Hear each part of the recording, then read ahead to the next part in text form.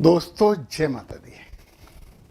नक्षत्रों का चरणगत विश्लेषण बहुत ही सूक्ष्म विश्लेषण हो जाता है और हमने किसी नक्षत्र के किस चरण में जन्म लिया है ये स्थिति बताती है कि हमें अपने जीवन में सफलता के लिए किस दिशा का चयन करना चाहिए, कौन से ग्रहों को हमें ठीक करना चाहिए और कौन से कर्म और धर्म को अपनाना चाहिए। तो आज हम बात कर रहे हैं भरणी नक्षत्र की, जिसके देवता हैं यमराज। सबसे पहले यहाँ पे बात सुन लीजिए आप। यमराज कठोर निर्णय के लिए जाने जाते हैं, समय के पूरे तरीके से पाबंद होते हैं। जो सही है वो सही है, ये बात यमराज की विशेषताओं में या चरित्र में है। तो आप यदि ये चीज अपनाएं तो निश्चित ही सफलता की ओर आपके कदम अग्रसर हो जाएंगे। गलत को गलत बोलिए और सत्य को सत्य बोलिए और समय की पाबंदी बहुत जरूरी है। अब इसके जो ग्रह हैं वो हैं शुक्र। शुक्र महाराज जो हैं वो राक्षसों के गुरु हैं, पर गुरु हैं मृत संजीवनी विद्या इन्होंने दी थी, तो बड़े गुरु हैं, परंतु ये भौतिकता के कारक हैं। तो इनके बारे में जब हम चरणों की बात करेंगे तो जरूर बात करेंगे। तो आइए कि आपने भरणी नक्षत्र के यदि प्रथम चरण में जन्म लिया है तो क्या है हमारे लिए भविष्य के दिशा निर्देश ग्रह गोचरीय व्यवस्था के द्वारा समझते हैं। देखिए, ये है चरण एक। राशि तो चारों चरणों में मेष होती है। नवमांश के स्वामी सूर्य हैं। धर्म पाद माना जाता है और इसका अग्नि तत्व होता है। ये बुनियादी तौर पे मैंने ये बात आपको बता दी। अब कौन कौन से ग्रह का प्रभाव आ रहा है उसके प्रभाव समझने से पहले जरा हम धर्म और अग्नि की बात भी समझ लें। मतलब आपको धर्म का पालन करना है, आचरण आपका सही होना चाहिए, कर्तव्य आपको निभाना चाहिए, नैतिकता से आपका भाग्योदय होगा, क्योंकि ये धर्म वाला चरण है। अब तत्व है अग्नि। अग्नि तत्व है तो क्या कहने हैं। आपका ऊर्जा स्तर बहुत हाई है, जोश आप में रहता है, नेतृत्व क्षमता भी आप में होती है, करेजियस हो, साहसी हो, निर्णय जल्दी ले लेते हो और पता दूसरों को प्रेरित करने वाला स्वभाव भी आप रखते हो। तो समस्या क्या आती है? समस्या ये आती है कि आपको गुस्सा बहुत जल्दी आ जाता है, अधीर होते हो, जल्दी करो यार ये काम, और कभी कभी आप थोड़े थोड़े अहंकारी भी हो जाते हो। प्रथम चरण भरणी नक्षत्र की बात कर रहा हूं। अब वो इंपॉर्टेंट बात जो हमें सबसे ज्यादा प्रभावित करती है, राशि है मेष, इसके स्वामी हो गए मंगल। जो हमारे नक्षत्र हैं उनके स्वामी हो गए शुक्र, और हमारे चरण के स्वामी कौन हो गए? सूर्य। तो ये प्रथम चरण के लिए आपको शुक्र, मंगल और सूर्य इन्हें संतुलित करना होगा। मंगल संतुलित होते हैं क्रोध नहीं करने से, हनुमान जी की आराधना से। आपकी कुंडली में ये कहाँ बैठे हैं वो भी मायने रखता, परंतु हमें इन्हें तो तीनों को सुधारना है, तो कैरियर बनेगा ही बनेगा। तो हनुमत आराधना करिए, ओम नमो नारायणाय। ये मंगल को भी ठीक करते हैं और सूर्य को भी ठीक करते हैं। आपके शुक्र हैं यहाँ पे। शुक्र अच्छे प्लानेट हैं, परंतु ये भौतिकता के कारक भी हैं। ये विचारों में थोड़ी सी कामुकता भी देने की कोशिश करते हैं। यदि आप अपने विचारों पर नियंत्रण कर लें और भौतिकता कम से कम एक दिन सप्ताह में सात्विक जीवन जीने का व्रत कर लें तो शुक्र माला माल कर देंगे आपको। सूर्य महाराज ग्रहों के देव वो हैं राजा। सुबह उठ के सूर्य भगवान को जल दो, मंगल की राशि है तो थोड़ी सी रोली जरूर मिला लो या लाल फूल मिला लो। सूर्य भगवान को जल दो, आदित्य हृदय स्तोत्र या तो पढ़ो या सुनो। तीनों ग्रह को आपने संतुलित कर लिया तो जिंदगी भी संतुलित हो जाएगी। किसकी बात की है मैंने बात की है भरणी नक्षत्र के प्रथम चरण की। अब हम आ जाते हैं द्वितीय चरण पे, भरणी नक्षत्र के द्वितीय चरण पे। ये इनकी बात कर रहे हैं। अब पहले जरा हम देख लें ये द्वितीय चरण में क्या क्या है। राशि तो मेष है ही, बुध यहाँ पे नवान स्वामी हो जाते हैं। अर्थ का चरण माना जाता है। अर्थ का मतलब है दौलत, संपत्ति, और इसका तत्व पृथ्वी तत्व होता है। सबसे पहले अर्थ की बात कर लें। भौतिक समृद्धि का कारक है ये चरण, तो प्राप्त होगी। आर्थिक स्थिरता भी आपको प्राप्त होगी। बस कैरियर में धन कमाने की प्रवृत्ति बहुत ज्यादा रहती है, उस पर थोड़ा सा काबू कर लेना, क्योंकि तत्व है पृथ्वी। और पृथ्वी तत्व का मतलब ये है कि आप स्थिर व्यवहारिक रहने वाले हैं। आप जनरली जो पृथ्वी तत्व वाले लोग होते हैं ना, वो मेहनती और भरोसेमंद होते हैं।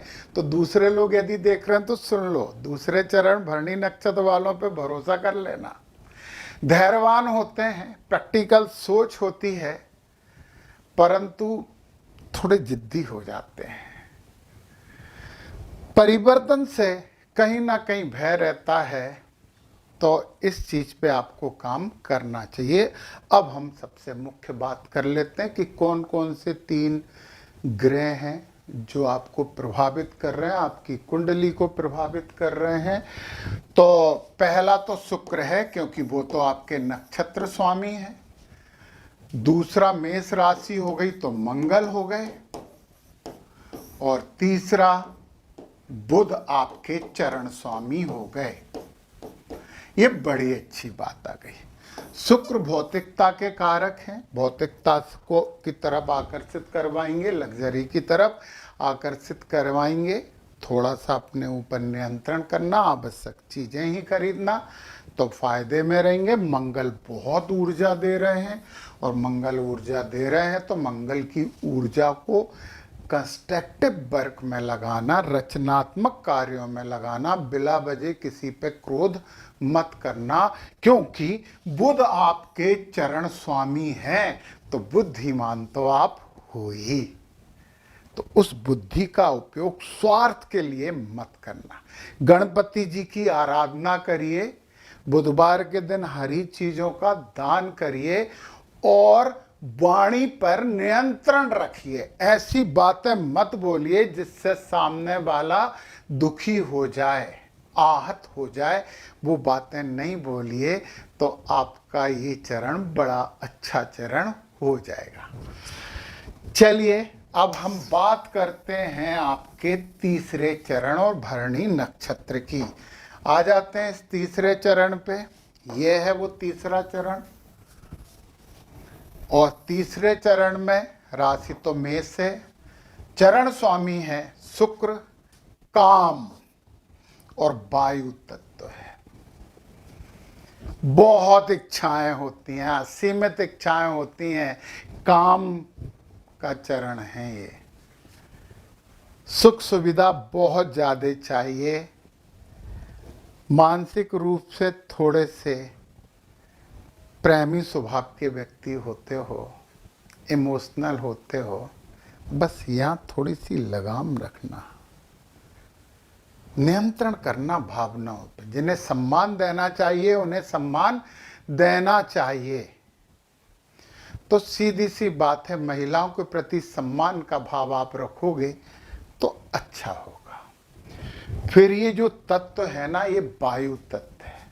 बुद्धि आप में है, कम्युनिकेशन स्किल आप में बहुत अच्छी है, सोचने समझने की क्षमता है, बुद्धिमान हो, सोशल और फ्रेंडली हो, जल्दी सीख जाते हो कोई सी भी बात।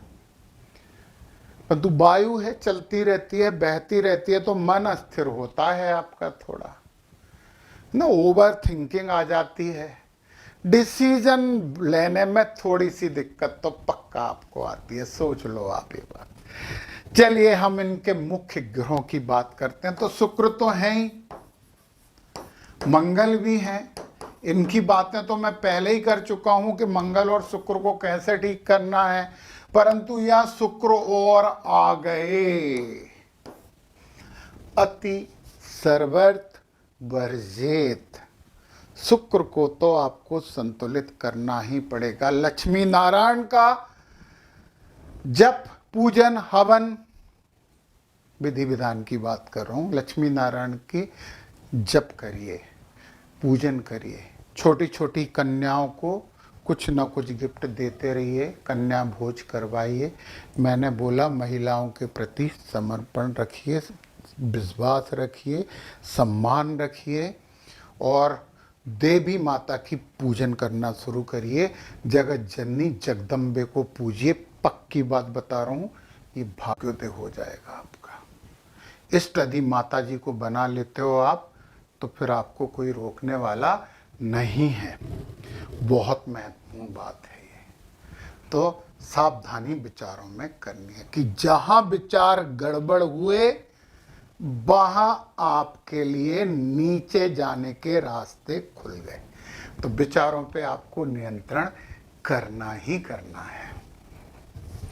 चलिए अब अपन चरण 4 की तरफ चलते हैं, परंतु उससे पहले एक बात बता दूं, यदि आपको नक्षत्रों को, न्यूमरोलॉजी और ज्योतिष में थोड़ी सी भी रुचि है, सीखना चाहते हो खुद के लिए, दूसरे के लिए, तो नीचे डिस्क्रिप्शन में मेरा ऐप की लिंक है, डाउनलोड करके कोर्स प्राप्त कीजिए। विश्वास दिलाता हूँ जो भी कोर्स आप लोगे वो कोर्स में आप परफेक्ट हो जाओगे।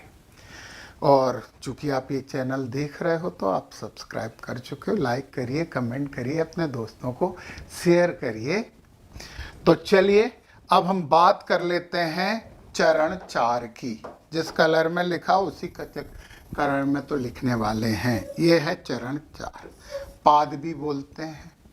राशि मेषी है, मंगल हो गया नवान स्वामी, मोक्ष भाव आ गया इसमें। आध्यात्मिक तो आप हो गई होगी, विरक्ति आपको होगी, परंतु बड़ी प्रॉब्लम है आसक्ति फिर विरक्ति, आसक्ति और फिर विरक्ति। स्वतंत्रता आप पसंद करोगे, मुक्ति के मार्ग पे चलने की कोशिश करोगे, बंधन नहीं चाहिए आपको, ये अच्छी बात नहीं है। फिर जल तत्व है, जल भी बहता है परंतु हवा की तुलना में थोड़ा सा स्लो बहता है। भावनात्मक आप रहोगे, संवेदनशील आप रहोगे, सेंसिटिव हो, अंतर्ज्ञान आप में होगा, ये तो पक्की बात है। जल्दी समझ लोगे अच्छे और बुरे को, केयरिंग होगे, आध्यात्मिक झुकाव होगा, गहरी सोच होगी, परंतु बहुत ज्यादा इमोशनल होगे। छोटी छोटी बातों पे हर्ट हो जाए करोगे, गुस्सा हो जाए करोगे, मूड स्विंग होगा। इससे बचोगे तो फायदे में रहोगे, क्योंकि वो कहते हैं कि इनसे बचो तो आप अच्छा करोगे। ये आपके लिए निर्देश है।